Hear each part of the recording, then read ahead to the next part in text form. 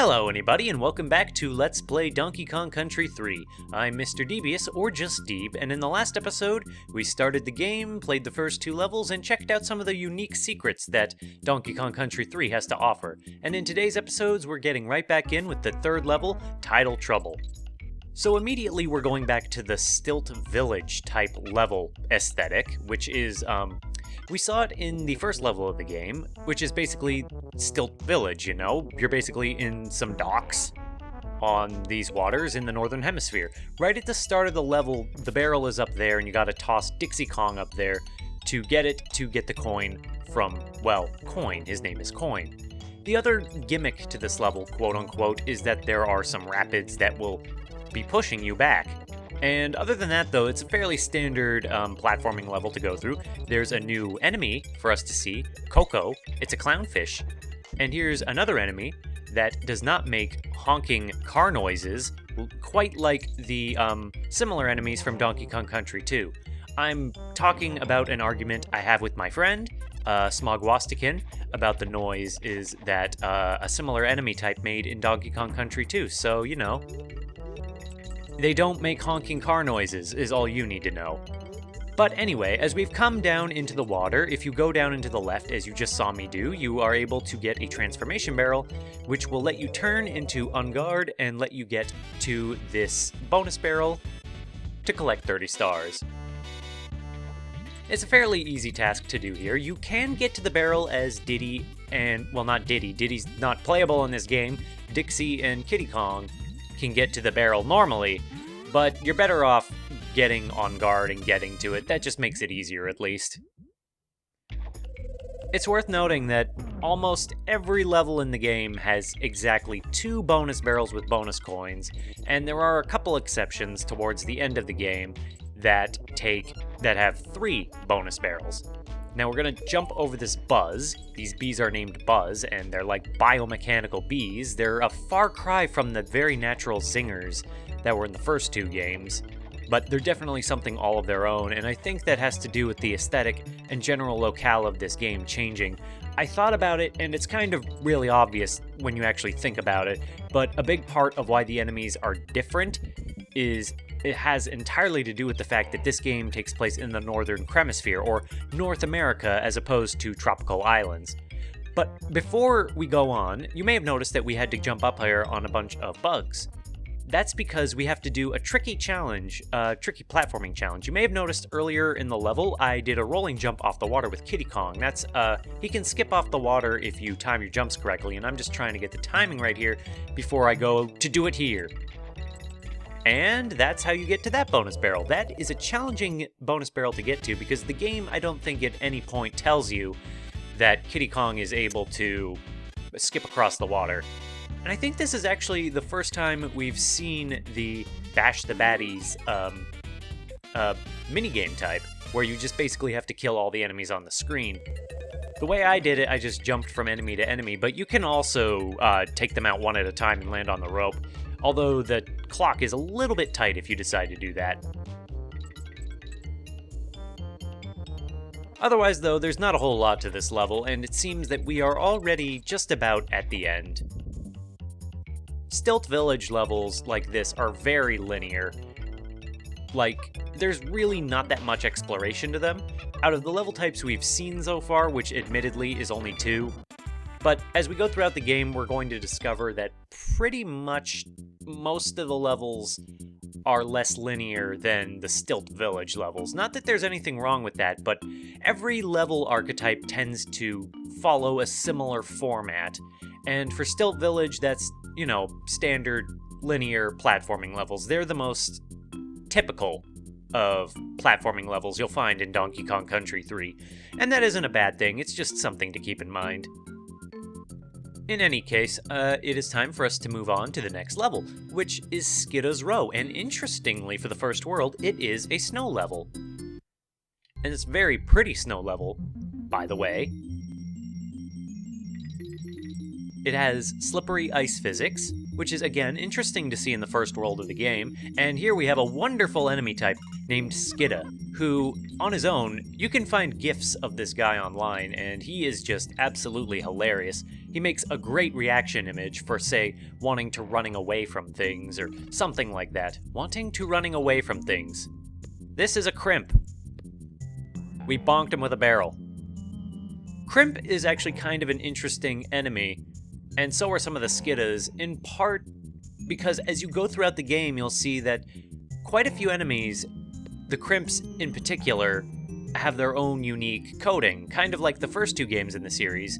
And by that I mean not every enemy that fits a certain description will behave in entirely the same way. Some of them are more customized, like say with the Crimps. You'll find as you go further throughout the game, they'll chomp faster and faster, and they'll be more dangerous to jump on, whereas early in the game they're slower and easier to jump on.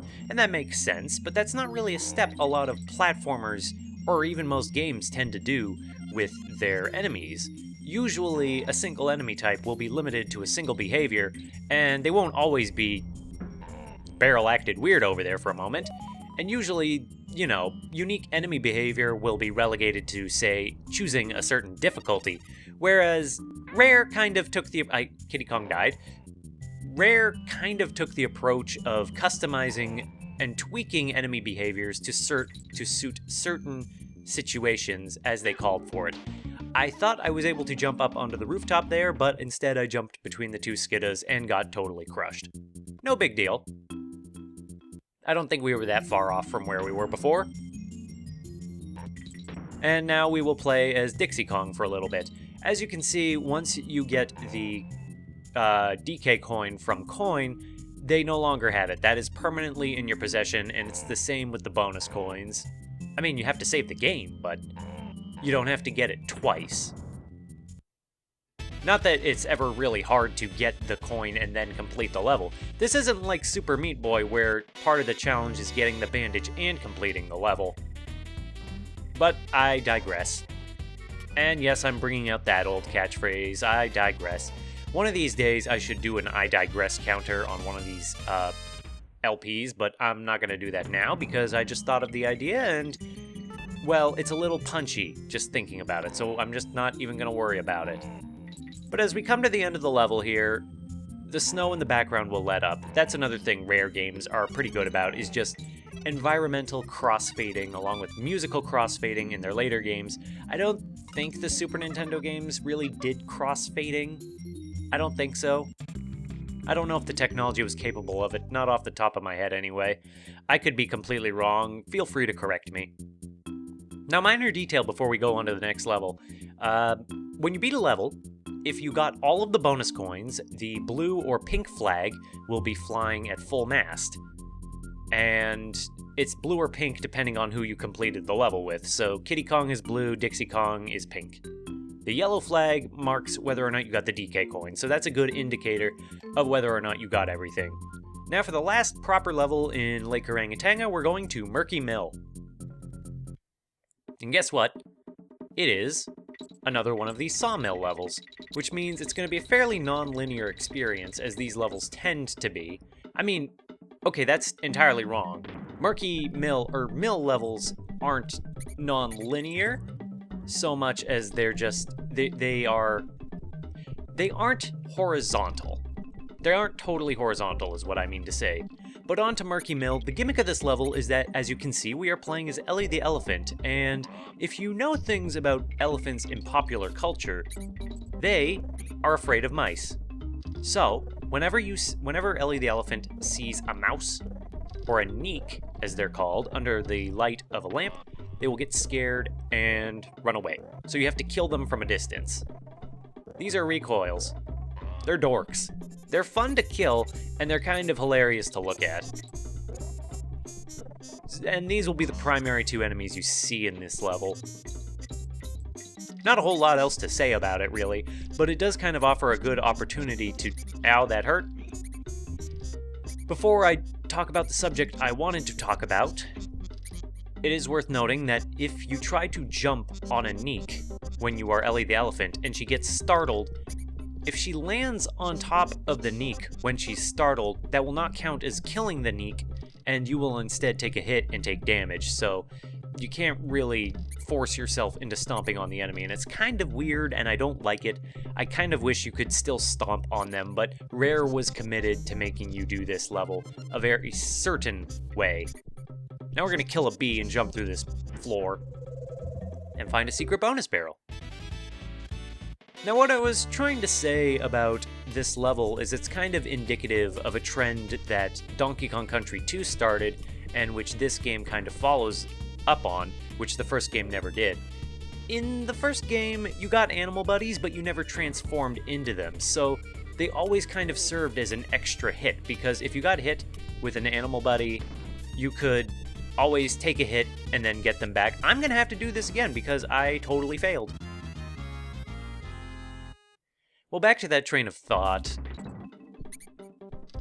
In Donkey Kong Country 1, if you got an animal buddy, extra hit like Yoshi, you could get them back, and it basically made the game a lot safer. In Donkey Kong Country 2, there were a lot less animal crates and more animal transformation barrels, which basically brought back the danger of not having an animal from the first game. And by that I mean, they weren't an extra hit anymore, they were your basic hits. You got 2 hits at max. I'm gonna make the same mistake again here, aren't I? There we go.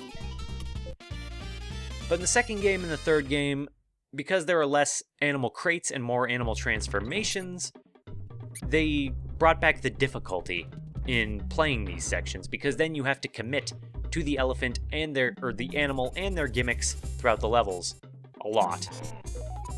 And you gotta shoot the barrel up over there in order to get that coin. And I'm gonna finish this thought, I swear to God. So there's a lot more danger in animal buddies. I should have got the iron barrel. There's a lot more danger in the second game and the third game when it comes to transforming into animals than there was in the first game, which had no transforming into animals at all. And if I remember correctly, I think that Donkey Kong Country 3 actually does it a fair amount more than the second game. So there are more transformations in this game. And you can kind of see that in the fact that so far there have been 2 instances of animal buddies in this game. One of them was riding on an animal buddy, and this other time you were transformed. So, all in all, animal sections tend to be harder in this game, at least off the top of my head. I'm not counting animal antics from Donkey Kong Country 2. That's its own entire thing, though. Here we're going to use another gimmick of the elephant, is that she can use her snout, her nose, her trunk, that's what it's called, to suck up barrels from a distance. And this is quite important to many of the puzzles that you have to do with Ellie the elephant, like right here. You just pull that barrel into that buzz, and then you jump down, and you take the barrel up. It might look like you have to use the barrel on the left to kill the other buzz, but no, you don't. And here's just a simple platforming level, or a platforming challenge, where you just gotta jump through the buzzes and get the coin. Part of the difficulty in playing as Ellie is I think that Ellie has a slightly bigger hitbox too, so you gotta contend with that. And so a lot of the challenge for the rest of this level is just getting barrels successfully to the mice without having to deal with, without breaking the barrel beforehand.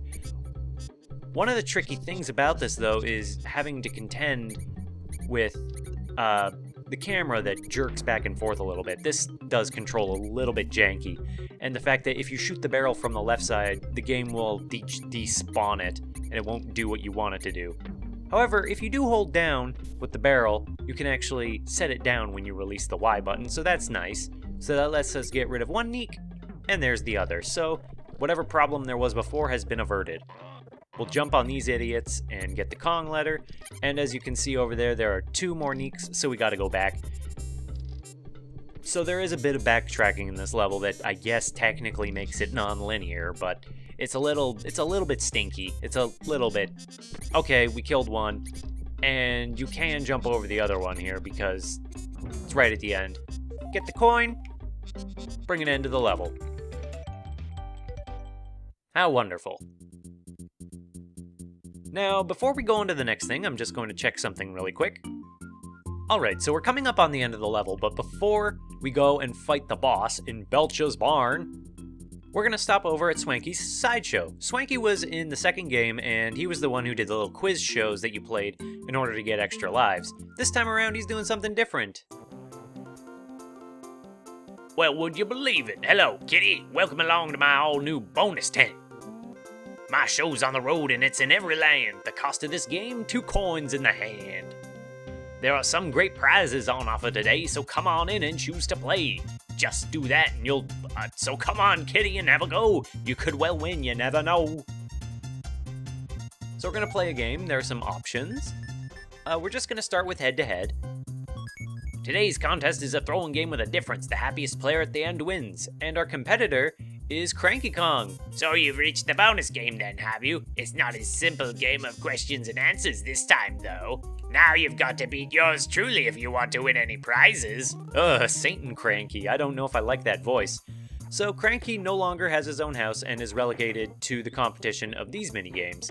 In this one minigame, you basically have to fill up the meter on the right before Cranky brings it to the opposite end. So you just gotta try and hit as many of these targets in a row as you can before Cranky can, as I pretty much said before.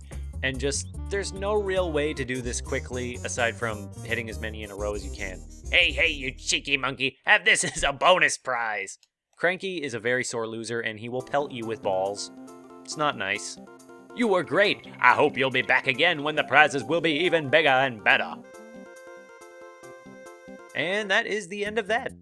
I don't think you can play the sideshow 2 times in a row. I don't know exactly what you have to do. I think you might have to clear a level in order to play it again.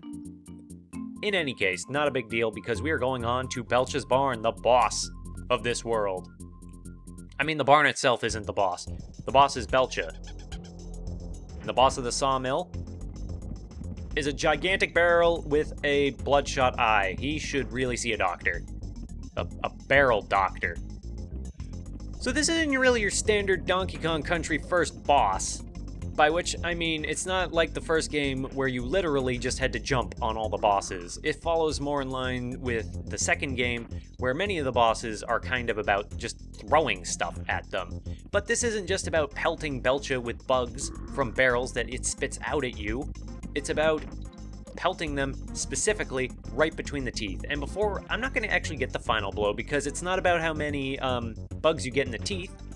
It's about pushing Belcher to the back of the barn before he pushes you back to the left side of the barn. So, without further ado, we're going to do just that. Now, the teeth effect is actually very well done in this game. I think it looks very cool. But there's not really much else to say about Belcher because we just beat that boss, so that is done and taken care of. Dixie and Kitty are gonna be going to the left of this barn and fire themselves out of a cannon and leave Lake Orangatanga. It's actually kind of a neat little thing is that because the world map is kind of a big open world of its own kind, quote unquote open world, when you beat each world, they kind of kick you out the normal way instead of it being like a linear gauntlet that the first 2 games were, and it's just kind of an interesting change of pace.